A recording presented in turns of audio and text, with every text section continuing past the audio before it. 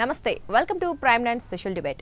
అక్రమ నిర్మాణాలు కట్టిన వారిని ఆక్రమించుకోవాలని ప్రైవేట్ ఫ్లాట్ ఓనర్లను ముప్పు తిప్పలు పెడుతున్న వారి భరతం పట్టడానికే హైడ్రాను ఏర్పాటు చేశారు.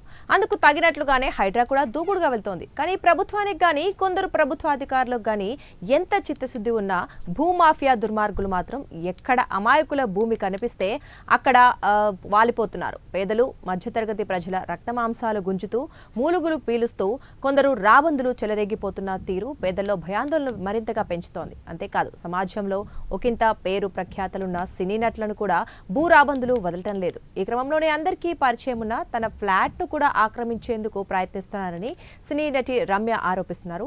తన ఫ్లాట్ కోసం హైడ్రాను ఆశ్రయిస్తే కక్ష కట్టి తనను చంపే ప్రయత్నం చేస్తున్నారని కూడా ఆమె ఆరోపిస్తున్నారు.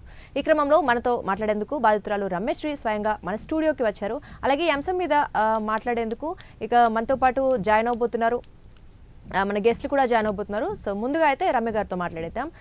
నమస్తే అండి రమ్య గారు. సో జనరల్గా అందరికీ ఏంటంటే మీరు ఒక సీనియర్ మోస్ట్ సినీ నటి అని లేదా సోషల్ వర్కర్గా తెలుసు, మాకు డైరెక్టర్గా తెలుసు, అన్ని తెలుసు. కానీ నేను ఏవైతే గత 1-2 రోజులుగా జరుగుతున్న సిచ్యువేషన్ ప్రకారం అయితే ఇప్పుడు మీరు ఒక బాధితురాలుగా తెలిసింది మాకు. సో ఏంటి అసలు ఏం జరిగింది? మీ భూమిని లాక్కున్నారంటున్నారు, ఎవరు లాక్కున్నారు, మీరు దాడి జరిగింది అంటున్నారు, ఏంటి ఆ సిచ్యువేషన్ ఏంటి క్లియర్గా చెప్తారా? ఏమీ లేదండి, అక్కడ యాక్చువల్లీ ఎఫ్సిఐ లేఅవుట్లో 2003లో నేను ఒక బిట్ కొనుక్కున్నాను. ఓకే, అది అలాగ ఉంది. ఎప్పటికప్పుడు వెళ్ళి ఒక బిడ్డను చూసుకున్నట్టుగా చూసుకోవడము ఎప్పుడో పెరుగుతుంది. ఇది కామనే అండి.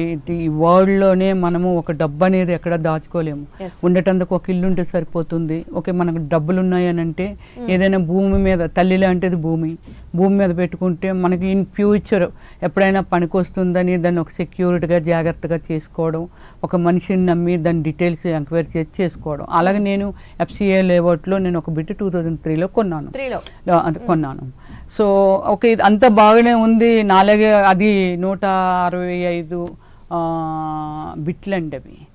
సో శ్రీధర్ రావు అనే వ్యక్తి ఏమిటంటే, శ్రీధర్ రావుతో మనకు సంబంధం లేదండి. 0% కూడా ఏ కోణంలో కూడా అతనికి నాకు అసలు సంబంధాలు లేవు అసలు. సో తెలియదు మీకు, అతను కొనుక్కుంటున్నాడు, అంతే కొనుక్కుంటున్నాడు. 2014 నుంచో ఎప్పటి నుంచో అందులో కొనుక్కుంటున్నాడు అంట అతను. దాని తర్వాత మనాళ్ళు కొందరు ఏంటంటే, ఏమండి అవి అమ్మేస్తారా ఇలాగ శ్రీధర్ రావు గారు అని అడుగుతున్నారని అంటే, లేదండి నేను అమ్మను, నాకు ఫ్యూచర్లో అక్కడ ఏమైనా ఒక ఇన్కమ్ సోర్స్ని కల్పించుకొని నా బ్రతుకు తెరువు కోసం చూసుకోవాలనుకుంటున్నాను. ఎంతో కష్టపడి దాన్ని నేను కొనుక్కున్నానండి. మళ్ళీ కొనగలనో లేదో తెలియదు. ఆపర్చునిటీస్ తగ్గిపోతే మన ఆర్టిస్టులకు కానీ ఎనీవన్ అండి, ఏజ్ అయిపోతున్న కొలది కానీ ఇలా ఉంటాయి కదా రకరకాలుగా. నాకు ఆపర్చునిటీస్ తగ్గిపోతే నేను అక్కడ మళ్ళీ కొనుక్కోలేనేమని నేను అమ్మనండి అని చెప్పేసేదాన్ని. అది కూల్, అది కూడా ఆ సాఫ్ట్వేర్ కూడా ఒక క్లోజ్. సో ఇది ఇలాంటి కార్యక్రమాలు ఏమిటంటే, శ్రీధర్ రావు ఒకసారి నా సైట్లు అంటే ఎప్పటికప్పుడు విజిట్ చేస్తుంటాం కదా ఎవరైనా సరే ఇక్కడ ఉంది అని అంటే. సో అందుకని వెళ్ళి ఒకసారి చూస్తే దానిలో వాష్రూమ్లు అవి కట్టేసి పెట్టాడు మా స్థలంలో. కానీ ఎవరు కట్టారు అనేది నాకు పెద్దగా తెలియక పోలీస్ కంప్లైంట్ ఇవ్వడానికి వెళ్ళాను. అక్కడ ఆల్రెడీ నాకు ముందే చాలా మంది బాధితులు ఉన్నారు, శ్రీధర్ రావు బాధితులు. అప్పుడు మనకి నేను కంప్లైంట్ ఇచ్చినప్పుడు ఒక వ్యక్తి అక్కడ ఉన్నారు. ఏంటండి మీరు ఎలాగ వచ్చారంటే, మరి మా దానిలో బాత్రూంలో ఇంకెవరండి, శ్రీధర్ రావే కడతాడు, ఇంకెవరు కడతారండి. సో మాది కూడా అలాగే ప్రాబ్లమేటిక్ చేశాడు, చాలా మంది అలాగే చేస్తున్నాడు ఆయన అని చెప్పడం జరిగింది. ఓకే, అంతవరకే నా నాలెడ్జ్. మనం వినడం వరకే, బిజీ షెడ్యూల్ ఉంటుంది కదా మనకి. బట్ అలాగే వినడం వరకు మనం ఏమిటంటే, తర్వాత నేను కంప్లైంట్ ఇచ్చి వచ్చేసాను. దాన్ని ఎఫ్ఐఆర్ ఫైల్ చేశారు, ఒక కోర్టులో మనం వేసాము, నడుస్తుంది. అది కూడా క్లోజ్. అదేదో అవుతుందో దానివల్ల డిస్కషన్ కానీ అతనికి మనకి ఒక ఇది కానీ ఒక మాట్లాడుకోవడం కానీ ఎప్పుడు ఏది జరగలేదు.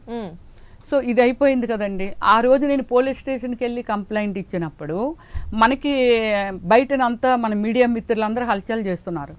వాళ్ళు నన్ను అడిగారు నేను వచ్చేస్తుంటే, ఎందుకంటే అందరూ సుపరిచితులే కాబట్టి నన్ను అడిగారు, ఏంటి రమ్య గారు మీరు పోలీస్ స్టేషన్కి వచ్చారు, మీరు కూడా ఇందులో బాధితులా అని. సో నేను చెప్పాను, నేనేమో బాధితురాలుని కాదులేండి, నాకు పర్సనల్లో కొంచెం వర్క్ ఉండి వచ్చాను అని చెప్పి నేను చెప్పలేదు. సో తర్వాత అక్కడ ఉన్న వాళ్ళు ఉన్నారు, సార్ మీరు చెప్తారు సార్, మేడం గారిది కూడా అందులో ఉంది, చూసారా ఎలా వెళ్ళిపోతున్నారు అని అలాగే ఏదో చెప్పారట. తర్వాత మన మిత్రులు చెప్పారనమాట. నెక్స్ట్ డేనే మన వాళ్ళు వచ్చేసారు మీడియా మిత్రులు. అదేంటి రమ్య గారు మీలాంటి వాళ్ళు మాట్లాడకపోతే ఇది ఎలా ఉంటుందో చూసారుగా, ఎంత ఇది జరుగుతుందో. ఇది జరిగి 2 years దగ్గర అవుతుంది. అప్పుడు చాలా కేసు పెట్టి కూడా 2 years అవుతుంది. మనం కేసు పెట్టి కూడా 2 years అయిపోతుంది. సో ఇలాగ ఈ క్రమంలో ఏంటంటే నేను ఒక స్టేట్మెంట్ ఇచ్చానండి.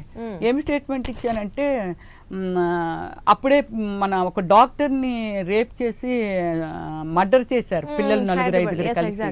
సో అదొకటి, నయీం గారిని ఒక సిచ్యువేషన్ ఒకటి. ఓకే, ఇది అంతా మనం తీసుకొని నేనేమన్నానంటే, ఏమండి ఆ అమ్మాయిని రేప్ చేసి చంపిన వాళ్ళు ఫస్ట్ ఆఫ్ ఆల్ అన్ఎడ్యుకేటెడ్స్, ఒక క్రమశిక్షణ లేని వాళ్ళు, మెచ్యూరిటీ లేని వాళ్ళు, వాళ్ళ తల్లిదండ్రులు వాళ్ళు ఎలాగ పెంచారో కూడా తెలియదు. అలాంటి పిల్లలు వాళ్ళు ఏం చేస్తున్నారో, ఫుల్గా తాగేసి ఏం చేస్తున్నారో వాళ్ళకి అర్థం కాక సో ఒక తప్పు చేశారు. ఆ తప్పుని ఎంకరేజ్ చెయ్యకూడదు. ఇలాంటి దాన్ని కానీ మనము వదిలేస్తే ఎవరి మీదైనా జరగవచ్చని ఒక ఉద్దేశంతోనే కదండి ఎన్కౌంటర్ చేశారు. సరే, నయీం గారిని చేశారు ఎన్కౌంటర్. ఏమో ఐ డోంట్ నో అతను ఏమిటి, అతని యాటిట్యూడ్స్ ఏమిటో నాకు జీరో నాలెడ్జ్ అండి. అతన్ని ఎందుకు చేశారు కదా. ఓకే, ఒకప్పుడు రాజశేఖర్ రెడ్డి గారు కూడా ఇలాగే అమ్మాయిల మీద ఎన్ని జరిగివ్వండి. అప్పట్లో అయితే యాసిడ్లు పోసేయడాలు, రోడ్ల మీద ఎక్కడ దొరుకుతాడు గొంతు కోసేయడాలు, ప్రేమించలేదని, అదని ఇదని ఇలాంటివన్నీ జరిగేవి. అప్పుడు ఎన్కౌంటర్ చేసేటప్పటికి అలాంటివి ఇప్పటికీ కూడా జరగట్లేదండి. సో అంటే ఒక కంట్రోలింగ్, ఒక చెడుని మనము ఏమంటారు దాన్ని ఖండిస్తే, దాన్ని భూస్థాపితం చేస్తే ఇది తర్వాత మళ్ళీ ఎప్పుడుకో అవుతుందేమో. కానీ చాలా మందిలో ఒక భయం ఉంటుంది. మరి అలాంటప్పుడు ఇలాగ బ్రతుకున్న వాళ్ళని, చనిపోయిందండి పాపం వాళ్ళ పేరెంట్స్ బాధపడవచ్చు అమ్మాయి, కానీ బ్రతుకుంటుండగానే కొన్ని 100 మందిని మానసికంగా క్షోభిస్తూ, మానసికంగా చంపేస్తూ, సో వాళ్ళకి మనశ్శాంతి లేకున్నా ఇప్పుడు ఈ శ్రీధర్ రావు గారు లాంటి వాళ్ళని, శ్రీధర్ రావు గారిని కాదండి, శ్రీధర్ రావు గారు లాంటి వాళ్ళని ప్రభుత్వం యాక్షన్ తీసుకొని ఇలాంటి వాళ్ళని ఎన్కౌంటర్ చేస్తే, ఇలాంటి వాళ్ళని కూడా ఎన్కౌంటర్ చేయాలి కదా, చెయ్యాలి అని చెప్పాను నేను. మరి అంతే కదండి, ఇంతమందిని బాధ పెట్టడం అనేది అసలు ఎవరు హక్కు ఇవ్వలేదండి. దేవుడు మనకు జన్మనిచ్చాడు, దేవుడే తీసుకెళ్ళిపోతాడు. మనం ఇంకొకరి చేతిలో మనం తప్పుడు ప్లేసులో లేకుండా, మన హ్యూమన్ బీయింగ్ వెరీ నైస్ అయ్యుండి, వీలుంటే ఒక మనిషికి ఒక ఇంత అన్నం పెట్టో, లేకపోతే ఇంకోటి అలాంటి ప్లేసుల్లో ఉండి కూడా ఒక వ్యక్తి వల్ల మనం ఎందుకు సఫర్ అవ్వాలి? ఖచ్చితంగా, అవును, డెఫినెట్లీ ఒక మనిషిని బాధ పెట్టే హక్కు ఏ మనిషికి లేదు. డెఫినెట్లీ అది నీకు చేతనైతే హెల్ప్ చెయ్యు, లేకపోతే కూల్, నీ లైఫ్ నీది, మా లైఫ్ మాదే. అవతల వాళ్ళ లైఫ్ లోకి వెళ్ళిపోయి వాళ్ళని డిస్టర్బ్ చేసిస్తూ, వాళ్ళ ఫ్యామిలీని డిస్టర్బ్ చేసిస్తూ వాళ్ళని, మరి ఇవన్నీ జరుగుతున్నాయి అంటే మరి ఇలాంటి వాళ్ళని ఎందుకండి మీకు ఇది ఎన్కౌంటర్ చేయకూడదు అనేది నేను మాట్లాడాను. అప్పటి నుంచి ఓకే, అది అయిపోయింది. తర్వాత అతనేమి మనకేమో ఫోన్ లో లేకపోతే ఇంకోటి అలాంటివి ఎప్పుడు బెదిరించడం ఏమీ జరగలేదండి. అతని మధ్య మన మధ్య అసలు జీరో, ఏమి జరగలేదు, చూడలేదు, ఎప్పుడు చూడలేదు.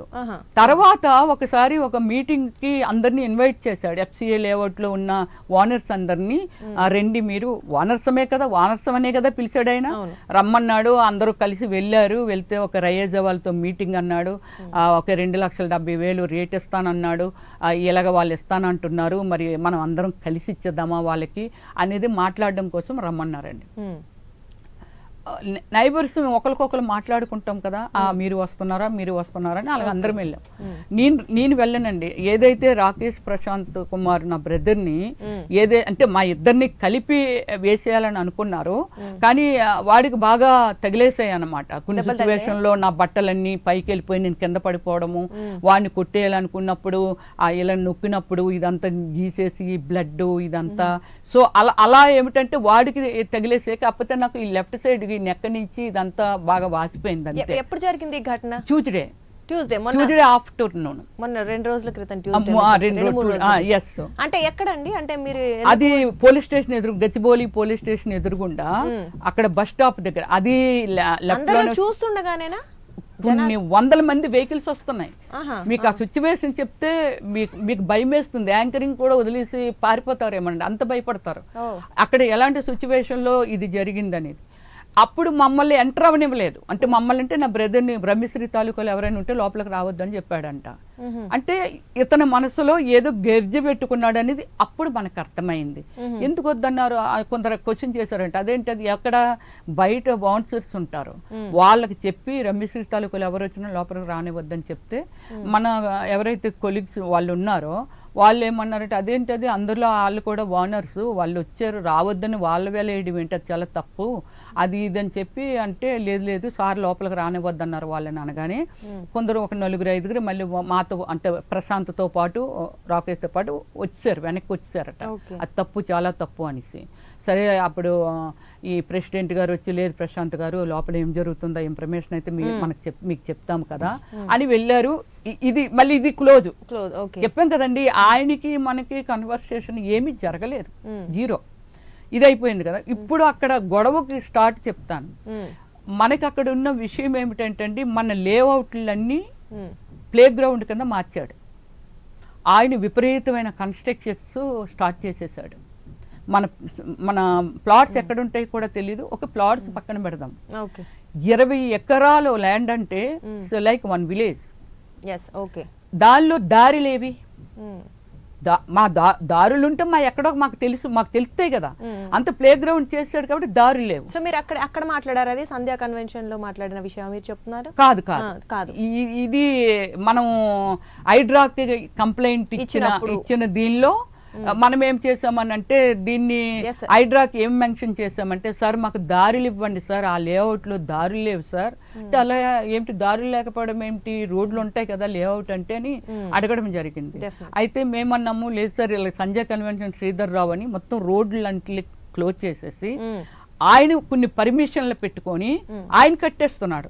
మరి మా స్థలాల్లో మా రోడ్లో మా ఇంటికి వెళ్ళాలి అంటే లోపలికి వెళ్ళాలి అని అంటే ఒక రోడ్డు కావాలి కదా అని మనం ఒక కంప్లైంట్ రేజ్ చేసాం. ఒక నిమిషం మేడం, బయట మీరు సంధ్యా కన్వెన్షన్ దగ్గర ఏదైతే మాట్లాడారో రమ్య గారు అది బయట ఉంది, చూద్దాం ముందు అసలు దాన్ని చూసి మాట్లాడదాం.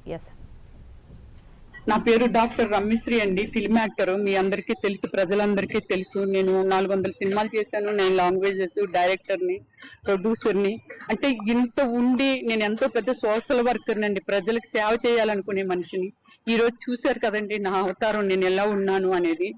ఇప్పుడు ఈ రోజు మీరు ఇక్కడ ఉండి మన మీడియా మిత్రులు షూట్ చేస్తున్న ప్లేస్ లో నేను మార్నింగ్ నుంచి సార్ 10 o'clock నుంచి అది హైడ్రా ఆఫీసర్స్ నన్ను పిలిస్తేనే ఇక్కడికి వచ్చానే తప్ప నాకు నేనుగా రాలేదండి. ఇక్కడ మేమందరమే ఒక మున్సిపాలిటీ వాళ్ళు కానీ, టౌన్ ప్లానింగ్ వాళ్ళు కానీ, జిహెచ్ఎంసీ వాళ్ళు కానీ అందరం మేము వస్తున్నామమ్మా, మీరు ఎవరెవరు ఉన్నారో రండి అంటేనే నేను ఇక్కడికి రావడం జరిగింది. నా ప్లాట్ నెంబర్ వచ్చి 144 అండి. నాది దగ్గర 25 సంవత్సరాలు అవుతుందండి నేను దాన్ని కొనుక్కొని. దాన్ని ఒక బిడ్డలాగా చూసుకుంటున్నాను. నా సినిమా అవకాశాలు తగ్గిపోయిన తర్వాత అది ఏదైనా ఒక జీవనోపాధి కల్పించుకుందామని ఒక ఆశతో దాన్ని జాగ్రత్త పరుచుకుంటున్నానండి. దీన్ని ఈ రోజు ఇక్కడ ఏమి జరిగిందంటే వచ్చి నేను కొన్ని వీడియోలు అవి చేస్తున్నానండి. ఇంతకు ముందు కూడా ఈ మధ్య కాలంలోనే ఒక 20 days 15 days బ్యాక్ మీడియా మిత్రులందరికీ తెలుసు. ఇది ఇక్కడ దీన్ని ఒక మార్కింగ్లు అవి చేసి మాకు ఇవ్వడం జరిగింది. ఇమ్మీడియట్లీ దాన్ని కొలాప్ చేసి అంటే సరిపేసి దాన్ని మళ్ళీ ఇమ్మీడియట్లీ ఏదైతే కొలాప్ చేశారో దాని దగ్గర మళ్ళీ రీకన్స్ట్రక్షన్ మన సంజయ్ కన్వెన్షన్ శ్రీధర్ రావు గారు కట్టడం జరిగిందండి. నా పేరు డాక్టర్ రమ్యశ్రీ అండి. ఎస్ అండి, రమ్య గారు చూసాను చాలా అంటే ఉద్వేగంగా మీరు మాట్లాడతారు. మీరు ఎంత బాధపడుతున్నారు అనేది మీ వాయిస్లో మాకు అక్కడ క్లియర్గా కనిపిస్తుంది. సో డెఫినెట్లీ మాకు కూడా అనిపిస్తుంది అంటే ఒక సాధారణ అంటే మీరు ఒక ఆల్రెడీ ఇంత మంచి పొజిషన్లో ఉన్నారు, ఒక సినీ నటి, వెరీ ఫెమిలియర్ ఫేస్ అది అయినప్పటికీ కూడా అందరికీ ఇంత చేయగలుగుతున్నారంటే మరి అసలు మీ పక్కన ఎవరైతే కొనుక్కొని ఉన్నారో ఒక సామాన్య మానవులు కావచ్చు వాళ్ళ పరిస్థితి ఏంటి అని భయం వేస్తుంది. అదే అండి, వాళ్ళు అంటే ఇక్కడ ఏమి జరిగిందంటే అండి, సో యాక్చువల్లీ హైడ్రాకి వెళ్ళటందుకు కూడా ఒక 25 members వీళ్ళగా ఎన్ఆర్ఐలు ఇక్కడ ఉన్న వాళ్ళు వీళ్ళందరి పెయిన్ ఏంటంటే రమ్య గారు మీరు చూడండి కొంచెం సెలబ్రిటీ కాబట్టి ఎవరైనా అలాగే జరుగుతుంది మీ వెనకాతలు మేము ఉంటామండి, మేము ఏం చేయాలో కూడా అర్థం కావట్లేదు. ఎంతో మంది you believe 85 years old 90 years old మ్యాన్లో వాళ్ళ ఫ్యామిలీస్ ఇంకా 70 ఏళ్ళు ఇలా ఉన్నవాళ్ళు వాళ్ళ పిల్లలు ఎవరో ఎక్కడో ఉంటే పాపం వాళ్ళకి ఏమీ తెలియదు. వీళ్ళు 81లోనే కొన్నారంటే మీరు అర్థం 81లో అంటే దగ్గర దగ్గర 40 years ఇలా 42 అప్పట్లో years కొనుక్కున్నారు. కొనుక్కొని వాటిని జాగ్రత్త చేసుకొని ఇప్పుడు వాళ్ళు ఏమైనా చేసుకుందామని ఇతను ఎంటర్ అయినప్పటి నుంచి అందరూ సఫర్ అవుతున్నారు. ఏదో చేసుకోవాలని ఉంది, ఏదో అమ్ముకుందామో లేకపోతే దీన్ని ఏదో మనమే కట్టుకొని అద్దెకిచ్చుకుంటే మనకి డబ్బులు వస్తాయి కదానో సంథింగ్ వాళ్ళ ఆలోచనలు వాళ్ళు ఉండి నన్ను అప్రోచ్ అవ్వడం జరిగింది. దీనిని మనం ఏమిటంటే హైడ్రా దగ్గరికి మనం ఏమీ చేయలేని పరిస్థితి. హైడ్రా అనేది ఎంత బ్రహ్మాండమైనది అనేది మనం దాని గురించి చర్చ చేసిన కానీ లేకపోతే జరిగిన సిచ్యువేషన్లో కానీ ఇదంతా మనం అర్థం చేసుకొని నిజంగా మా అంతలు మేము డిస్కషన్ చేసుకున్నామండి. మంచి దీన్ని హైడ్రా అనే ఒక వ్యవస్థని మన తెలంగాణ సీఎం రేవంత్ రెడ్డి గారు ప్రవేశపెట్టారంటే ప్రజలకి ఎంతో చేయటందుకండి. ఒక రోడ్డు మీద ఒక ఇది కట్టిస్తే మనం చూస్తున్నాం కదండి, ఏంటి రోడ్డు ఇది 40 feet రోడ్డు అయితే ఇంత రోడ్డు ఉంటుంది, మనం వెళ్ళటందుకు కూడా ఎగ్జాక్ట్లీ అలాగా దానికి చాలా మంచిది ప్రవేశపెట్టారు. మనకు రోడ్లు అవి అన్ని క్లోజ్ చేసేసాడు కదా తను. మనం రోడ్ల కోసం మనం పోరాడుదాము, మనకి ఇంకేమి వద్దు, రోడ్లు ఇస్తే మన ప్లాట్లు ఎవరియాలి దొరికిపోతాయిలేండి అలా అనుకొని డిస్కస్ చేసుకొని అక్కడ ఎక్కడో ఎన్ఆర్ వెళితే ఇక్కడ 5-6 ఫ్యామిలీస్ ఒకసారి వెళ్ళాము, ఒక 7-8 ఫ్యామిలీస్ ఒకసారి వెళ్ళాము, ఇలాగా కంప్లైంట్ ఇస్తున్నాం. కానీ వాళ్ళు చెక్ చేసుకోవాలి కదండి దీనిలో వాస్తవాలు ఏంటి ఏవేంటి ఎలాగేమిటని. కానీ ఐపీఎస్ మన హైడ్రా కమిషనరు రంగనాథన్ గారు దగ్గర 8 o'clock మమ్మల్ని అందరినీ కూర్చోబెట్టి శ్రీధర్ రావు గారిని కూడా రమ్మంటే రాలేదు, వాళ్ళ లాయర్ని పంపించారు. మా బాధితులు అందరమే మేము పెద్దవాళ్ళు అయ్యి ఉండి కూడా అర్ధరాత్రి 12 గంటల దాకా అంత పెద్ద ఆఫీసరు చాలా సీరియస్ గా దాన్ని అంతా సాటిలైట్ లో చూసి వీళ్ళు చెప్తున్నది ఏంటి, పేపర్లు ఏంటి, ఇది కరెక్టేనా, ఇది ఎప్పుడు వేసారు, ఏం వేసారు అంత ఎంక్వైరీ చేసి ఎస్ 100% దీనిలో తప్పు ఉంది అని అనుకొని నెక్స్ట్ డే 1 month బ్యాక్ కూలగొట్టారండి. మేము కంప్లైంట్ ఇచ్చిన తర్వాత దాన్ని మళ్ళీ రోడ్లు మార్పింగ్ ఏదో ముగ్గుతోనో దేనితోనో చేశారు అప్పటికప్పుడు వాళ్ళకున్న అవకాశాన్ని బట్టి. బట్ దాన్ని చేస్తే నెక్స్ట్ డేకే ఆ ముగ్గుతోని మేము ఎక్కడ వెళ్ళి ఐడెంటిఫై చేసేస్తాం అది ఇదని మొత్తం అంతా సరిపేసి ఇమ్మీడియట్లీ కన్స్ట్రక్షన్ స్టార్ట్ చేశారు. మళ్ళీ కొందరు వెళ్ళేటంటే సార్ మీరు రోడ్డు అంటే ఏంటిది సార్, ఆ రోడ్డు అలాగే వేసారు సార్, అతను రాత్రి స్టార్ట్ చేశారు మళ్ళీ శ్రీధర్ రావు మళ్ళీ అంటే ఏది హైడ్రా అధికారులు కూలగొట్టిన తర్వాత కూడా అతను మళ్ళీ ఆ రోడ్డుని వేసేయటము, మళ్ళీ ఆ బోర్డులు పెట్టేసేయటము, ఇదంతా మళ్ళీ స్టార్ట్ చేశాడు ఆయన. సో వాళ్ళు మార్పింగ్ కూడా చేశారు, ఇదిగో ఇక్కడెక్కడ ఇది చెయ్యకూడదు అది ఇదని అయినా చేశాడు. సో దాన్ని మళ్ళీ మేము వెళ్ళామంటే సరే ఒక పర్మనెంట్ సొల్యూషన్ చూపిస్తే పర్వాలేదు కానీ మీరు అంత చేశారు సార్, మాకు ఒక రోడ్లు మాత్రం ఇవ్వండి సార్ అంటే సార్ అనేది ఒకటండి, రోడ్లు ఎవరివండి, మావా మీవా ఎవరివి కాదు, శ్రీధర్ రావు కూడా కాదు. ఇది ఒక జిహెచ్ఎంసీవి లేకపోతే ఒక హైడ్రా ఆక్రమణకు గురైన హైడ్రా తీస్తుంది. అందుకనే జిహెచ్ఎంసీ వాళ్ళని టౌన్ ప్లానింగ్ వాళ్ళని దగ్గర పెట్టుకొని ఇదేంటి ఇదేలాగా అదేలాగా అని అన్ని డీటెయిల్స్ తెలుసుకొని మళ్ళీ ఆపరేషన్ మొదలెట్టారు. ఎస్ పర్మనెంట్ రోడ్లు మీకు ఇస్తాము. ఎప్పుడు మొదలు పెట్టారు మళ్ళీ? ట్యూస్డే, మొన్న ట్యూస్డే. అప్పుడు మనల్ని బాధితుల్ని పిలవడం జరిగింది. ఓకే రోడ్లు వేస్తున్నాము, మీ ఏయో కనుక్కుంటారేమో కనుక్కోండి, మీకు మీ బిట్లు ఎలా వస్తున్నాయి, ఎక్కడి నుంచి వస్తాయి అలా చూసుకోండి అమ్మ అని చెప్పి కబురు చేస్తే మనం అందరం ఒక 7 families వరకు వెళ్ళాము. అక్కడికి వెళ్ళిన తర్వాత ఏంటంటే ఇక్కడ జరిగింది ఏమిటంటే ఆయన నన్ను ఎందుకు చేశాడనేది అతని మైండ్లో ఏముందనేది ఐ డోంట్ నో.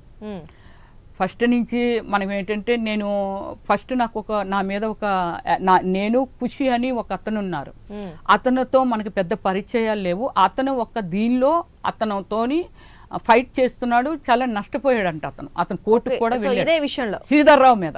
ల్యాండ్ లేదు, వేరే విషయంలో అందులోనే దానిలోనే వాళ్ళకి ఏదో రెంట్కి ఇచ్చి 10 కోట్ల వరకు 9 కోట్ల వరకు ఖర్చు పెట్టించి వాళ్ళని ఇబ్బంది పెట్టాడు అని చెప్పి అతను ఏదో కోర్టుకు వెళ్ళి ఇదంతా చేశాడు.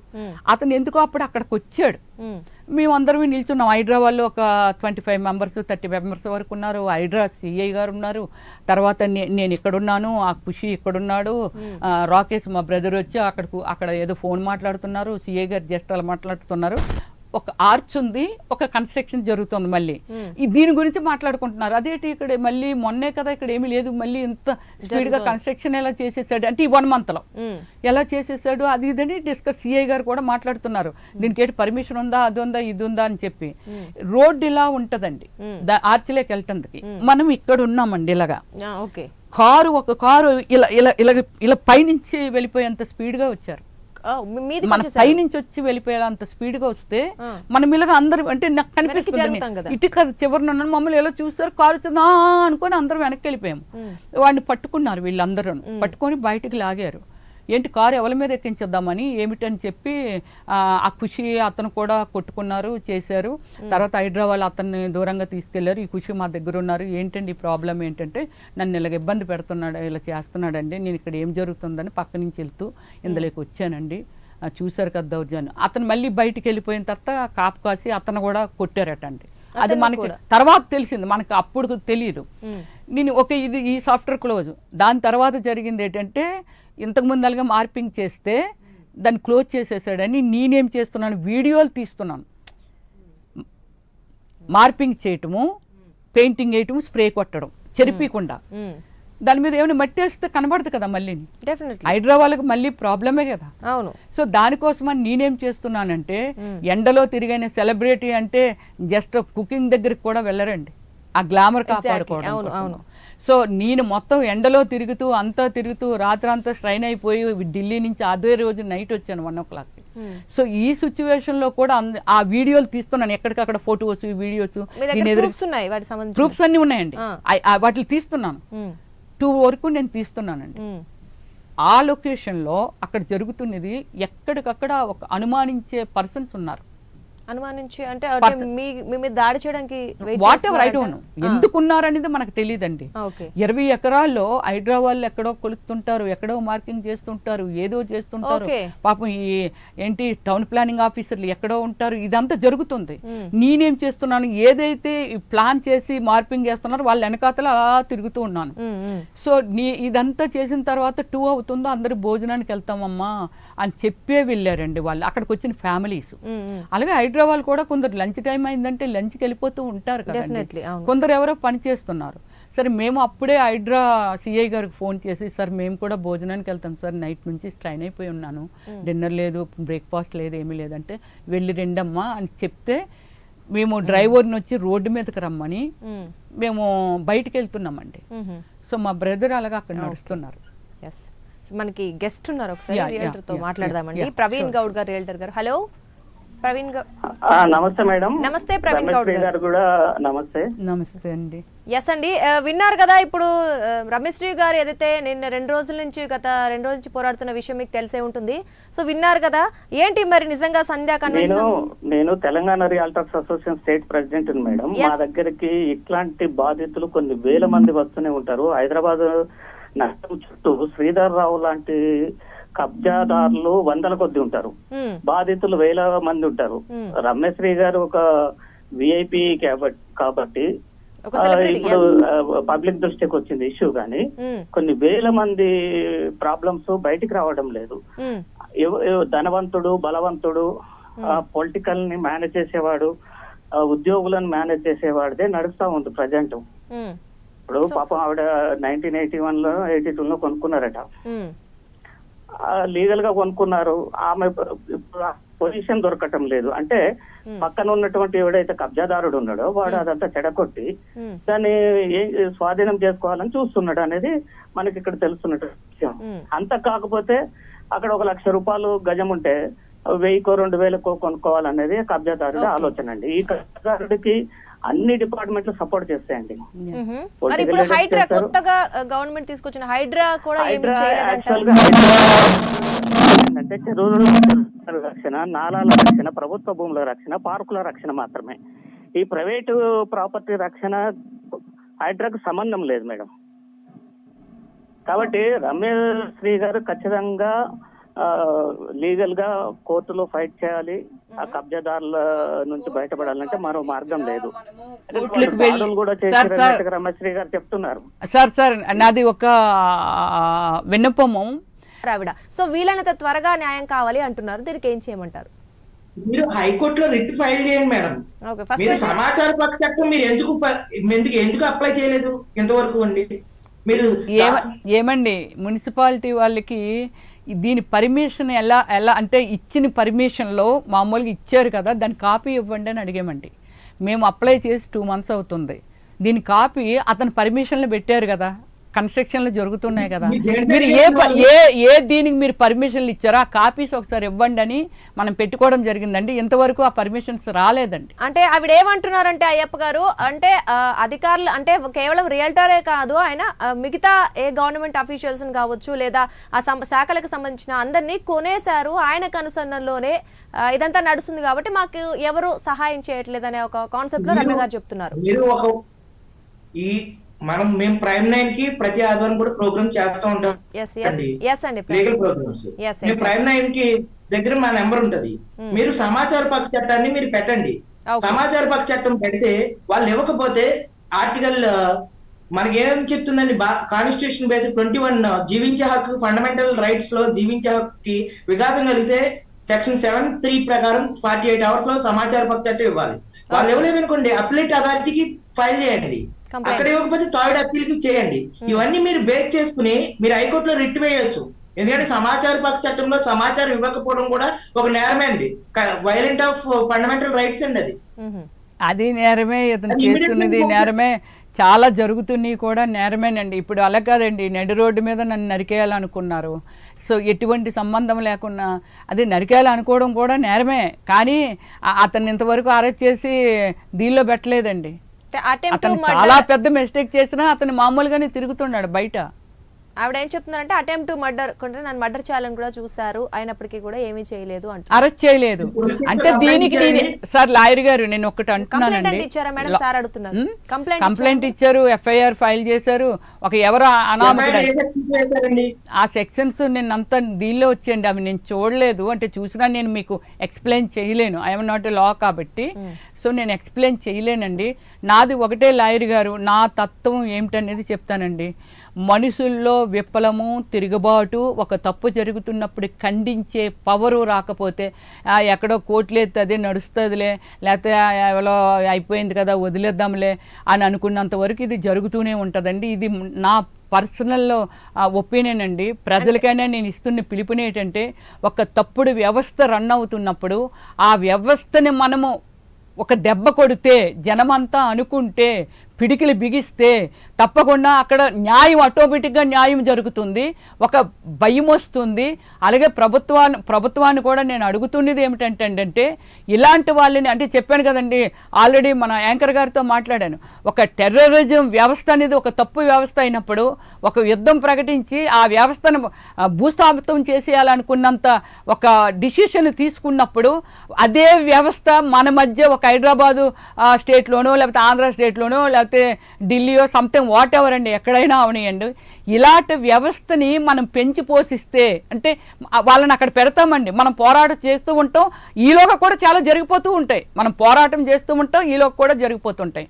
అందుకని నేను చెప్తున్నానండి, అందులో మీ పిల్లలు ఉండొచ్చు, మీ సిచ్యువేషన్ ఉండొచ్చు, మీరు లా చదివారు కాబట్టి మీరు వాదించవచ్చు, మీ పేషెన్సీతో ఫైట్ చేయొచ్చు కోర్టులోను. కానీ ఇది అందరికీ అవకాశం ఉంటుందండి. లా కూడా మామూలుగా అందుతుందంటారా? లా కూడా డబ్బుతోని సమస్యే కదండి. ప్రతిదీని అందరి దగ్గర డబ్బులు ఉండవండి. అప్పుడు పేదవాళ్ళగా ఉన్నప్పుడు ఈ సైట్ కొనుక్కొని ఉంటారు 81లో. సరే స్టిల్లో ఓకే, వాళ్ళు పాపం దానికోసం వెయిట్ చేసి ఆల్మోస్ట్ శ్రీధర్ రావుతో 7-8 years నుంచి ఇతనితోనే సఫర్ అవుతున్నారండి జనము. దీనికి నేను సొల్యూషన్ అడిగేది ఏంటంటే ప్రజలు అడుగుతున్నాను, ప్రజలు ప్రతి ఒక్కరు తిరగబడతాము రండి. ఏమండి సినిమాకి వెళ్తే 3 hours స్పెండ్ చేస్తామండి సినిమాకి, ఒక ఎంటర్టైన్మెంటు. సో అలాంటిది వచ్చి ఒక వ్యవస్థ, ఒక చెడు వ్యవస్థ అండి. ఇక్కడ బురద ఉంది, ఆ బురదను మనం కడగాలనేది 1 hour 2 hours కేటాయిస్తే మనం ఒక మనిషి, any students, any employees, any హౌస్ వైఫ్ల, జనరల్ పీపుల్, వీళ్ళందరూ కానీ కేటాయిస్తే డెఫినెట్లీ ఒక భయం వస్తుందండి, ఒక భయం వస్తుంది. జనంలో కొంచెం అవేర్నెస్ రావాలండి, అంతే తప్ప మనం కోట్ల చుట్టూ తిరిగితే దీని వల్ల లాభం అయితే ఏమీ లేదు. అంటే ఖచ్చితంగా చట్టానికి నిజంగా చట్టపరంగా వెళ్ళడం అయితే అవసరం మేడం. సార్ కూడా అదే చెప్పారు. ఎందుకంటే మీరు న్యాయం జరగడానికి కొంచెం టైం పట్టొచ్చు, కానీ ఖచ్చితంగా కేసు పూర్వపరాలన్నీ పరిశీలించాలంటే న్యాయస్థానం ఒకటే మార్గం. సరే మీరు అన్నట్లు మీ ఉద్యమాలు అవి అంటే అవి మీ చేతుల్లో ఉండడం తప్ప దానికి ఎవరు ఏం చేయలేము. కాకపోతే ఏదేమైనప్పటికీ కూడా లాయర్ గారు మీరు చెప్పిన నిజంగానే ఆవిడ కోర్టు ద్వారా వెళ్తే అయితే బాగుంటుందని అయితే మేము కూడా అనుకుంటున్నాం. కానీ స్టిల్ ఆవిడ సమయం పడుతుందేమో అనే ఒక కాన్సెప్ట్ లో ఉన్నారు. So definitely thank you so much lawyer గారు, మీరు మంచి సలహా ఇచ్చారు ఆవిడకి.